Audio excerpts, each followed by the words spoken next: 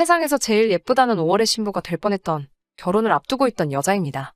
결혼 준비 앞두고 10월드는 없을 것 같이 잘해주던 예비 시부모님과 예비 신랑의 변해버린 모습에 파혼을 결심하게 되었어요.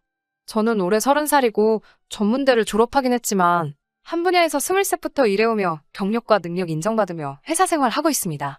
꼭 결혼 자금으로 써야겠다 하고 모아둔 돈은 아니지만 처음 일 시작하면서 열심히 모아오니 저금으로 8천 정도 가지고 있습니다. 그 정도 저금하면서도 집에 손 벌린 적 한 번도 없었고 오히려 제가 번 돈으로 부모님 용돈도 드리고 하고 있습니다. 지금은 아니지만 저와 결혼할 뻔했던 예비신랑. 이제는 예비신랑이 아니네요. 아무튼 그 사람은 저보다 2살이 많았고 나름 좋은 학교로 유명한 4년제 대학 나와서 중견기업에 취직해 일하고 있습니다. 저는 개인적으로 결혼 준비가 거의 끝난 거나 마찬가지라 생각했기 때문에 그 사람하고 결혼 이야기 오고 가기 시작하면서 저는 준비할 게 없는데 오빠는 어떻냐고 물어봤어요.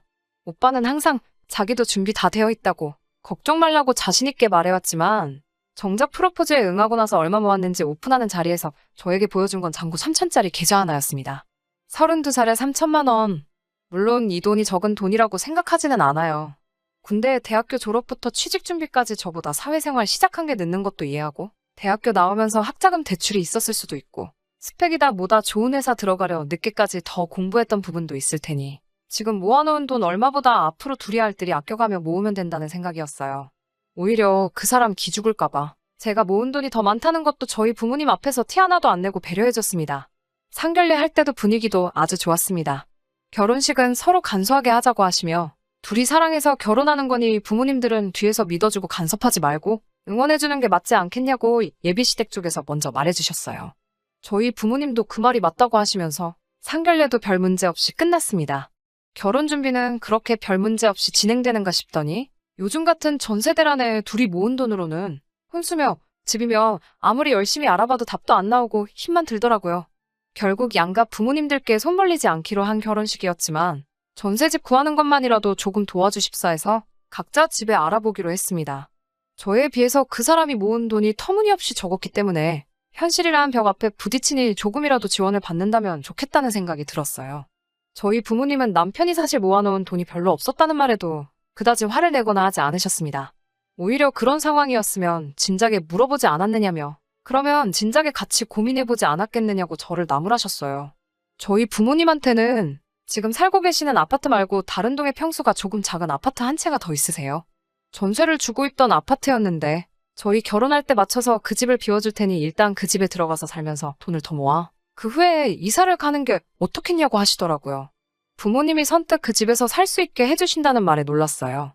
왜냐하면 그 집은 저희 오빠가 결혼할 때 주시려고 하던 아파트였거든요. 오빠도 결혼하려면 그 집이 있어야 결혼 준비할 때 면이라도 설 텐데 오빠도 당장 결혼할 생각도 없다고 하니 그때까지라도 저희 보고 몇 년 동안 그 집에서 살면서 돈을 모으라고 하네요. 그 말에 염치 없는 건 둘째치고 너무 감사하고 기분이 좋았습니다. 집 문제가 이렇게 해결되는 건가 싶어 한시름 놓게 되었으니까요.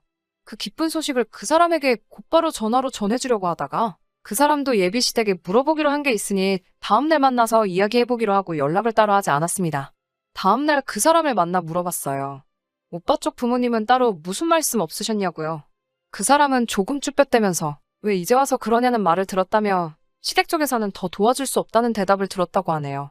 제가 모은 돈도 더 많은 상황에 저희 부모님께서 집 문제까지 어느 정도 해결해 주신 상황인데 단돈 1,000만 원 정도라도 도와주실 걸 기대했어서 그런지 기분은 썩 좋지 않았습니다. 하지만 애초부터 손 안 벌리고 결혼하기로 이야기가 나온 상황이니 그저 상황이 여의치 않으신가 보다 하고 그냥 넘겼습니다. 그 사람한테 저희 부모님께서 지금 전세 주고 있는 아파트에서 살게 해주신다는 말을 했더니 그 사람도 이 입이 귀에 걸려서 아주 좋아하더라고요. 집 문제가 해결되고 다른 결혼 준비를 하게 되면서 언젠가부터 그 사람 입에서 저희가 살게 될 아파트 시세라든지 생략하기로 했던 예단이니 뭐니 그런 단어들이 나오기 시작했습니다. 무슨 소리 하는 거냐 되묻는 저희 말에 그냥 궁금해서 물어봤다는 식으로 말끝을 흐려서 별일 없을 줄 알았는데 그때 확실하게 이야기를 해둘 걸 그랬네요. 어느 날 저한테 예비시모로부터 전화가 한 통 걸려왔습니다. 전화기 너머 예비시모 목소리가 평소와는 조금 다른 차가운 느낌이 들었어요. 무슨 급한 일인지 퇴근하자마자 시댁으로 오라는 말에 찾아갔습니다. 그 사람 집에 저희 집과는 완전 반대 방향이어서 1시간이나 걸리는 거리를 지하철을 타고 갔어야 했어요. 시댁에 도착했는데 저를 반겨주시는 게 아니라 왠지 모르게 차가운 느낌으로 저를 대하시더라고요. 대뜸 저한테 앉아라 한마디에 저도 모르게 그냥 자리에 앉았습니다. 마실 것 하나 안 내주시고 저한테 하시는 말을 들으니 정말 어이가 없었어요. 대뜸 집을 사돈 쪽에서 해주신다지? 라고 물어보더라고요. 솔직히 집을 해주시는 건 아니었지만 오빠가 결혼할 때까지 그 집에서 저희가 살게 된 거였으니 맞다고 네라고 대답했어요. 제 대답을 듣고 저에게 이어서 하시는 말이 결혼하면 원래 시댁 쪽으로 와서 살아야 되는 건데 이야기 들어보니 사돈어른 살고 계시는 같은 아파트라며? 라고 물어보시더군요. 무슨 뜻으로 하신 말인가 저는 그때 알지 못했으니 예비시모 말씀에 또 맞다고 대답했고요. 그랬더니 예비시모가 저한테 한다는 말이 자기가 그 아파트 시세를 알아봤더니 얼마 정도더라. 그러니 그 집을 정리해서 이쪽으로 집을 구하고 남는 돈으로 혼수 같은 걸 채우는 게 좋겠으니 그렇게 하라고 하시더군요. 쓰다 보니 예비시모라고 쓰기도 싫으네요. 아무튼 그 사람의 엄마가 저한테 하는 말에 저는 그런 게 아니라고. 그 집은 저희 부모님이 오빠 결혼할 때 주기로 한 집이고 저희는 지금 상황에 집 구하는 게 여의치 않으니 집을 구할 때까지 그 집에 들어가 사는 거라고. 그러니 그 집을 팔아서 새 집을 구할 수는 없다고 설명을 드렸어요. 그러면 집을 주는 것도 아니네? 라고 하시면서 아주 부모가 딸을 끼고 살려고 별수를 다 쓴다고 하시네요. 집을 해결해주신 저희 부모님께 고마워해도 모자랄 판에 지금 우리 아들을 대릴 사위로 데려가려는 거냐 하는 말도 안 되는 소리를 듣고 있자니 열이 받아서 그 자리에서 그 사람 엄마가 하는 소리 더 듣고 싶지 않아 그냥 자리를 박차고 일어나 아무 말도 하지 않고 밖으로 나왔습니다. 제 뒤에다 대고 어른이 말하는데 저 싸가지 좀 보라면서 고래고래 소리를 지르는데 솔직히 너무 열받아서 뭐라고 했는지 귀에 다 들어오지도 않았어요. 집에 오자마자 부모님께 나 결혼 안 할 거라고 말을 했더니 그래? 그럼 하지 마. 라고 대답하시며 이유도 물어보지 않으시고 별일도 아닌 것처럼 알겠다고 하시는 반응에 조금 의아했어요. 방에 들어가서 침대에 누워 씩씩대고 있으니 그 사람한테 전화가 오더군요. 어떻게 된 거냐고 묻는 말에 어떻게 되긴 어떻게 된 거겠냐고 정 궁금하면 너네 엄마한테 물어보라고 소리를 질렀더니 제가 생각했던 그게 아니고 저희 부모님이 우리한테 집을 주기로 하신 거 아니었냐고 왜 이제 와서 말을 바꾸는 거냐면서 그 집이 저희 게 아니었다는 사실에 자기한테 거짓말을 한 거냐고 어쩌고 저쩌고 별 쓸데없는 말을 하더라고요. 여태까지 제가 이딴 놈하고 결혼 생각을 했다는 사실에 화가 나서 다음날에 플래너한테 전화해서 전부 다 취소하라고 난리법석을 떨었어요. 나중에 엄마가 하시는 말씀이 그 사람네 엄마가 저를 불러서 그 헛소리를 짓거린 그날 저희 엄마와 통화를 했다고 하네요. 이런저런 이야기 나누시다가 그 집에 대한 이야기가 나왔고 집 시세를 물어보시고 나서 전화를 끊으려고 하는 찰나에 예단 목록을 보내드릴 테니 확인을 하라고 했다네요. 상견례할 때 간소하게 하기로 해서 그 사람이랑 저랑 낄 커플링 하나 말고는 딴 거 아무것도 안 하기로 했는데 말이죠. 아무튼 엄마도 간소히 하기로 했다는 말을 기억하셔서 그냥 옷이나 한 벌씩 해달라 하실 건가 싶어서 그 사람네 엄마가 보내준 예단 목록을 확인해봤는데 글쎄 거기에 적힌 건 별 5개짜리 돌침대랑 요즘 새로 나온 김치냉장고, 시댁 친척들한테 돌릴 이불옷 세트랑 명품백이 적혀 있었다네요. 다른 건 둘째 치더라도 명품백은 조금 의문이 들더라고요. 결혼 전에 연애하면서 그 사람 엄마를 몇 번이나 만나본 자리에서도 명품백 같은 건 가져나온 적 한 번도 없었고 관심도 없어 보였는데 정확하게 브랜드랑 모델 이름에 색상까지 적혀있는 꼬라지를 보니 그 사람한테 결혼한 누나가 한 명 있다는 게 문득 생각이 나더군요. 결혼 준비하면서 한 번 만나본 게 전부인데 그 명품백이 누구한테 갈 건지는 안 봐도 뻔한 생각이 들었어요. 엄마는 그 상황에서 이 사실을 저한테 말하면 제가 결혼 안 하겠다 소리할 것 같아서 아무 말도 안 하고 계셨던 거고 그날 그 사람 엄마 만나고 제가 결혼 안 한다고 한 날에 그 집에서 집 이야기가 아니라 엄마가 받은 예단 목록 이야기를 듣고 제가 결혼 안 한다고 한 건 줄 알았다고 하시네요.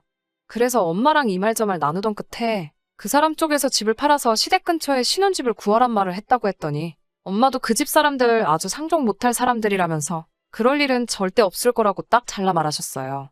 청첩장 돌리기 전에 파혼하게 돼서 그거 하나만큼은 정말 다행이라고 생각하는데 아무리 생각해봐도 도무지 분이 풀리지가 않네요.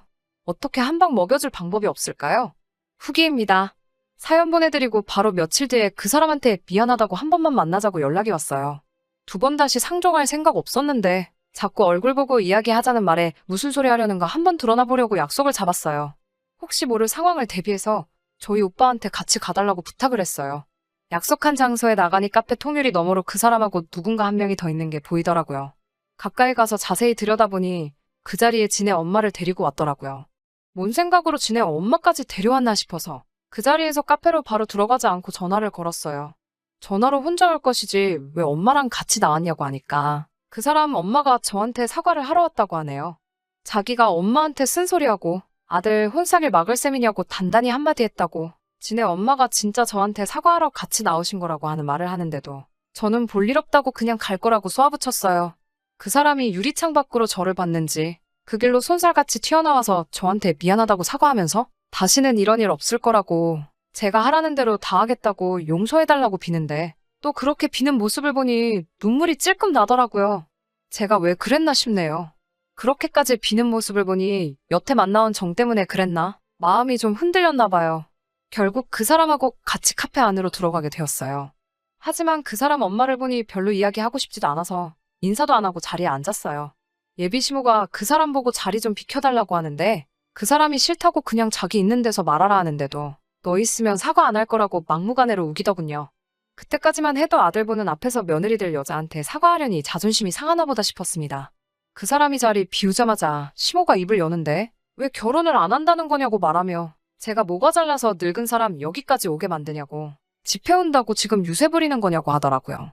집 때문에 우리 아들 그 집에서 당할 대우 생각해보면 제가 집 같은 거 해올 필요 없으니 시댁집 들어와서 살고 시모가 저희 엄마한테 보내준 예단에다가 시댁 혼수를 다 해오라고 하더라고요. 카페 들어오는 내내 그래도 어른인데 저한테 미안하다 사과해오면 어떻게 대답해야 하는가 생각해뒀던 멘트 하나 생각나지를 않고 불과 몇 분 전까지만 해도 남자친구 사과에 마음이 흔들렸던 제가 다 바보 같더라고요.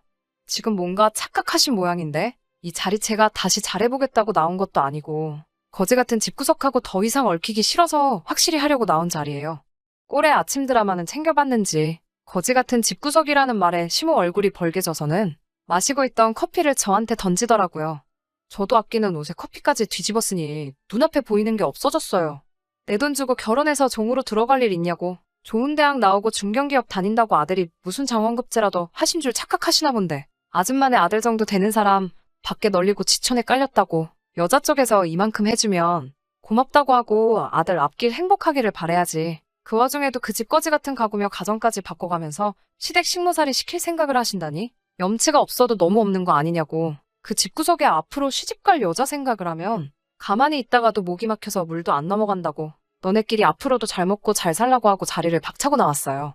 멀리서 지켜보던 그 사람도 제가 커피 뒤집어 쓰는 걸 보고 지네 엄마한테 지금 뭐 하는 거냐며 쫓아 뛰어왔는데 밖에서 상황을 지켜보던 저희 오빠가 들어와서 그놈한테 그렇게 살지 말라고 한 번만 더 제 눈앞에 띄는 날만 생기면 재미없을 줄 알라고 한마디 하고 저를 데리고 나왔어요. 솔직히 그 상황에 너무 흥분해서 시모한테 무슨 이야기 했는지 잘 기억이 안 나지만 할 말은 대충 다 한 것 같아요. 그래도 아쉬움이 남는 게 시간을 돌릴 수 있다면 딱 시모가 커피 저한테 집어던지는 순간으로 돌아가고 싶네요. 시모 뒷목 잡을 때까지 한마디 한마디 또박또박 말해줄 수 있을 것 같아서 말이에요. 아무튼 그렇게 저는 거지근성 시댁하고 확실하게 연을 끊게 되었습니다. 이혼녀 되는 것보다는 그 전에 파혼한 게 참 다행이다 싶어요. 청첩장 돌리기 전에 이렇게 된 거 진짜 제가 열심히 살아와서 하늘이 도와준 건가 싶습니다.